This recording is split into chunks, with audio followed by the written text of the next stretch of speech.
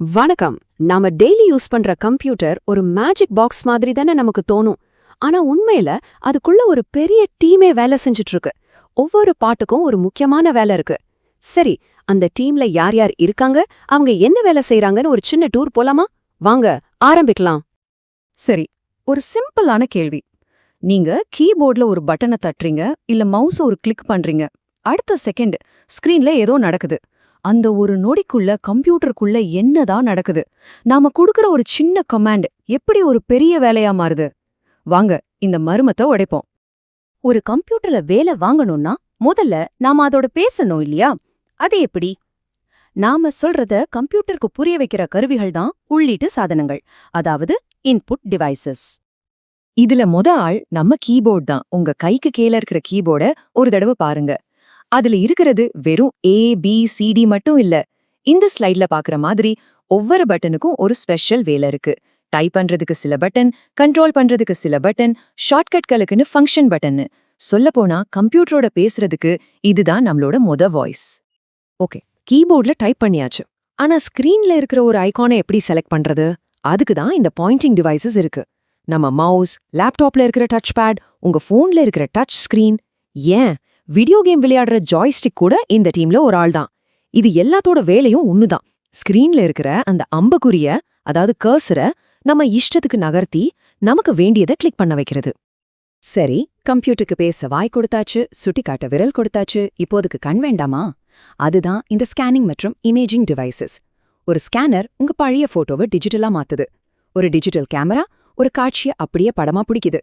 இது எல்லாமே நிஜ உலகத்தை கம்ப்யூட்டர் பார்க்கறதுக்கான கண்கள் மாதிரி. இதுல இன்னும் சில இன்புட் டிவைசஸ் பயங்கர ஸ்பெஷலிஸ்ட். சூப்பர் மார்க்கெட்ல பில் போடும்போது பீப்னு ஒரு சத்தம் கேக்குமே, அது பார்கோட் ரீடர். பேங்க்ல செக் கிளியராக ஹெல்ப் பண்றது MICR. நம்ம எக்ஸாம் பேப்பரை திருத்துறது OMR. ஏன் ATM மிஷின்ல நம்ம கார்டை பின்சர்ட் பண்ணும்போது அதை படிக்கிறதும் ஒரு வகையான இன்புட் டிவைஸ் தான். நம்மள சுத்தி எல்லா இடத்துலயும் இந்த டெக்னாலஜி இருக்கு பாத்தீங்களா? ஓகே, கீபோர்டு, மவுஸ் வழியா எல்லா தகவலையும் கம்ப்யூட்டருக்குள்ள அனுப்பியாச்சு. இப்போ இந்த தகவல்லாம் எங்க போகுது? நேரா கம்ப்யூட்டரோட மூளைக்கு. அதுதான் சென்ட்ரல் ப்ராசஸிங் யூனிட், சுருக்கமா CPUன்னு சொல்லுவோம். நாம கொடுக்கற எல்லா வேலையும் யோசிச்சு கணக்கு போட்டு சரி இதை இப்படி பண்ணலான்னு முடிவெடுக்கிற இடம் இதுதான். அந்த மூளைக்குள்ள ஒரு சூப்பர் டீம் வேலை செய்யுது. முதல்ல கண்ட்ரோல் யூனிட். இவர்தான் டீம் கேப்டன். எந்த வேலை எப்ப நடக்கணும்னு இவர்தான் இன்ஸ்ட்ரக்ஷன் கொடுப்பார். அடுத்து ALU. இவர்தான் கணக்கு வாத்தியார். கூட்டல் கழித்தல்னு எல்லா கணக்கையும் எது சரி எது தப்புன்னு எல்லா லாஜிக்கையும் இவர்தான் பாப்பார். கடைசியா ரெஜிஸ்டர்ஸ். இது ஒரு சின்ன சூப்பர் ஃபாஸ்ட் நோட்புக் மாதிரி.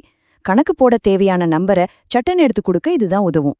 இந்த 3 பேரும் சேர்ந்து வேலை செய்யறதால தான் நம்ம வேலையெல்லாம் கண்ணிமிக்கிற நேரத்துல நடக்குது. CPU ஒரு வேலைய செய்யணும்னா அதுக்கு தேவையான தகவல்கள் கையில இருக்கணும் இல்லையா? நமக்கெல்லாம் short term memory, long term மெமரின்னு இருக்கிற மாதிரி கம்ப்யூட்டருக்கும் 2 விதமான ஞாபக சக்தி இருக்கு. ஒன்னு தற்காலிகமானது, இன்னொன்னு நிரந்தரமானது.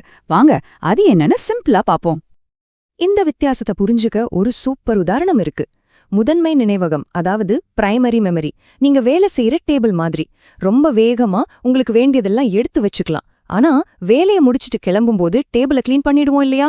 அது மாதிரிதான் கம்ப்யூட்டரை ஆஃப் பண்ணா இதுல இருக்கிறதெல்லாம் போயிடும். ஆனா துணை நினைவகம், அதாவது செகண்டரி மெமரி, உங்க ஃபைல் பீரோ மாதிரி. கொஞ்சம் மெதுவா இருந்தாலும் உங்க முக்கியமான ஃபைல்ஸ் எல்லாத்தையும் பத்திரமா நிரந்தரமா வச்சுக்கும். அந்த முதன்மை நினைவகத்திலே 2 முக்கியமான ஆட்கள் இருக்காங்க, RAM மற்றும் ROM. RAM தான் நம்மளோட வேலை செய்யற டேபிள்.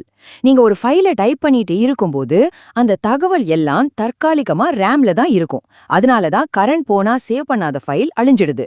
ஆனா ROM அப்படி இல்ல. அது ஒரு அழியாத நினைவகம். கம்ப்யூட்டரை எப்படி ஆன் பண்ணணுங்கிற முக்கியமான இன்ஸ்ட்ரக்ஷன்ஸ் அதுல தான் நிரந்தரமா எழுதி வச்சிருப்பாங்க. நிரந்தரமா சேமிக்கிறதுல ஒரு காலத்துல இந்த ஆப்டிக்கல் டிஸ்குகள் தான் ராஜாவா இருந்துச்சு. இந்த ஸ்லைட பார்த்தா அதோட வளர்ச்சி கதை புரியும். முதல்ல வந்த CDல கொஞ்சம் பாட்டு தான் கேட்க முடியும். அப்புறம் வந்த DVDல ஒரு முழு படத்தையே பார்க்கலாம். இப்போ இருக்கிற ப்ளூரே டிஸ்க்ல பல படங்களை ஹை குவாலிட்டில சேமிக்கலாம். பாருங்க, ஒரே சைஸ் டிஸ்க்ல எவ்ளோ டெக்னாலஜி வளர்ந்திருக்கு. இப்போ நாம அதிகம் பயன்படுத்துறது இந்த வகை ஸ்டோரேஜ் தான். எல்லா கம்ப்யூட்டர்லயும் இருக்கிற ஹார்ட் டிஸ்க் தான் நம்மளோட நிரந்தர ஃபைல் பீரோ. நம்மளோட போட்டோ, வீடியோ, பாட்டுன்னு எல்லாத்தையும் இங்க தான் சேமிப்போம். பாக்கெட்ல வச்சுட்டு போற பென் டிரைவ், நம்ம போன்லயும் கேமராலயும் போடுற மெமரி கார்டு, இதெல்லாமே நிரந்தரமா தகவலை சேமிக்கிற வெவ்வேறு வழிகள் தான். ஓகே, நாம கம்ப்யூட்டரோட பேசிட்டோம். அதுவும் யோசிச்சு வேலைய முடிச்சிடுச்சு. இப்போ கம்ப்யூட்டர் நம்ம கிட்ட அதோட பதிலை எப்படி சொல்லும்? அதுக்கு உதவுறது தான் வெளியீட்டு சாதனங்கள், அதாவது அவுட்புட் டிவைசஸ். இதுதான் கம்ப்யூட்டரோட வாய்ஸ், அதோட முகம். கம்ப்யூட்டர் கொடுக்கிற அவுட்புட்ல 2 வகை இருக்கு. ஒன்னு சாஃப்ட் காப்பி, அதாவது நம்ம கம்ப்யூட்டர் ஸ்கிரீன்ல பார்க்கறது. இதை நம்மால பார்க்க தான் முடியும், தொட முடியாது. இன்னொன்னு ஹார்ட் காப்பி, இது பிரிண்டர்லேருந்து பேப்பரா வெளியே வர்றது. இதை நம்ம கையால தொட முடியும். ஒன்னு டிஜிட்டல், இன்னொன்னு பிசிக்கல், அவ்வளவுதான் வித்தியாசம். சாஃப்ட் காப்பியை பார்க்க நம்ம பயன்படுத்துற முக்கியமான சாதனம் நம்ம மானிட்டர் தான். முன்னாடியெல்லாம் டிவி மாதிரி பெருசா ஒரு மானிட்டர் இருக்கும் இல்லையா, அது சிஆர்டி. இப்போ பாருங்க எவ்ளோ மெல்லிசா அழகா எல்இடி ஸ்கிரீன்ஸ் வந்துருச்சு. இது பார்க்கவும் நல்லா இருக்கு, கரண்ட்டையும் மிச்சப்படுத்துது. இதுவே ஒரு பெரிய ஹால்ல எல்லாருக்கும் காட்டணும்னா மல்டிமீடியா ப்ரொஜெக்டர் தான் பெஸ்ட் சாய்ஸ். ஹார்ட் காப்பி வேணும்னா நமக்கு பிரிண்டர் வேணும். இதுல 2 மெயின் டீம் இருக்கு. முதல் டீம் இம்பாக்ட் பிரிண்டர்ஸ். இது டகுடகுன்னு சத்தத்தோட ஒரு ரிப்பன்ல இருக்கிற மைய பேப்பர்ல அடிச்சு பிரிண்ட் பண்ணும். அடுத்த டீம் நான் இம்பாக்ட் பிரிண்டர்ஸ். இது ரொம்ப சைலண்டா லேசர் மூலியமாவோ அல்லது மைய தெளிச்சோ ரொம்ப தெளிவா பிரிண்ட் பண்ணும். நம்ம வீட்ல இருக்கிற இங்க்ஜெட், ஆபீஸ்ல இருக்கிற லேசர் பிரிண்டர் எல்லாம் இந்த வகைதான். இப்போ இந்த எல்லா பாகங்களையும் ஒன்னா சேர்த்து நம்ம தகவலோட முழு பயணத்தையும் ஒரு தடவை திரும்பி பார்ப்போம். நாம பார்த்த இந்த ஒவ்வொரு பாகமும் ஒரு டீம் பிளேயர் மாதிரி. யாரும் தனியா வேலை செய்யல, எல்லாரும் சேர்ந்துதான் ஒரு கம்ப்யூட்டரை முழுசா இயக்குறாங்க. அப்போ கம்ப்யூட்டரோட மொத்த வேலையும் 3 வார்த்தையில சொல்லிடலாம். நாம இன்புட் கொடுக்கறோம், சிபியு அதை ப்ராசஸ் பண்ணுது, நமக்கு அவுட்புட் கிடைக்குது. இன்புட், ப்ராசஸ், அவுட்புட், அவ்வளவுதான். இதுதான் கம்ப்யூட்டர் உலகத்தோட தாரக மந்திரம். எந்த கம்ப்யூட்டரா இருந்தாலும் இதுதான் அதோட அடிப்படை. ஆனா ஒரு நிமிஷம், நாம இன்னைக்கு பார்த்த இந்த கீபோர்டு, மவுஸ், ஹார்ட் டிஸ்க் எல்லாம் எப்பவும் இப்படியே இருக்குமா? எதிர்காலத்துல நாம டைப் பண்றதுக்கு பதிலா நினைச்சாலே கம்ப்யூட்டர் வேலை செய்யுமா? ஒரு பெரிய லைப்ரரியே நம்ம விரல் நுனியில அடங்குற மாதிரி ஸ்டோரேஜ் வருமா? இந்த பாகங்களோட அடுத்த கட்ட வளர்ச்சி தான் கம்ப்யூட்டரோட எதிர்காலத்தையே தீர்மானிக்க போகுது. அந்த எதிர்காலம் எப்படி இருக்கும்னு நீங்க நினைக்கிறீங்க? யோசிச்சு பாருங்க.